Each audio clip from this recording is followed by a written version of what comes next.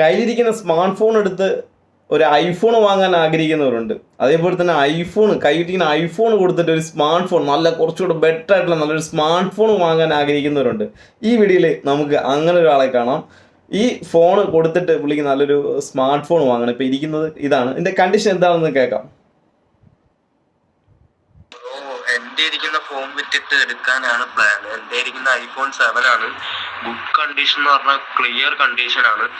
ഒറ്റ പ്രോബ്ലമേ ഉള്ളൂ, battery health കുറവാണ്. ബാക്കിയെല്ലാം നല്ല വർക്കിംഗ് കണ്ടീഷൻ ആണ്. പിന്നെ ഐഫോണിന്റെ ഒറിജിനൽ ചാർജറും എൻ്റെ കയ്യിലുണ്ട്.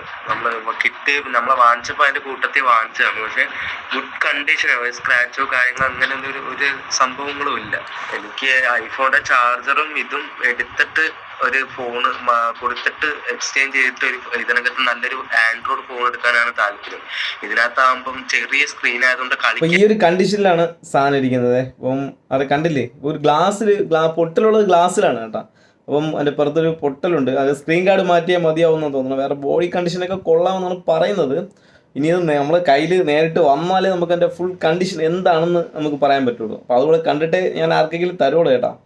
അപ്പോൾ എമൗണ്ട് എത്ര കൊടുക്കാൻ പറ്റും ഇതിന്? ഒരു 3 രൂപ 4 രൂപയൊക്കെ കൊടുക്കാൻ പറ്റുള്ളൂ എന്നാണ് എൻ്റെ ഒരു നിഗമനം. അങ്ങനെ കിട്ടിക്കഴിഞ്ഞാൽ അത് ഏറ്റവും കുറഞ്ഞ ബഡ്ജറ്റിൽ നമ്മളെ ചാനൽ ബസ് വരെയൊക്കെ കിട്ടും അല്ലേ. അപ്പോൾ ആ പ്രതീക്ഷയോടെ ഞാനിവിടെ ഇരിക്കുകയാണ്.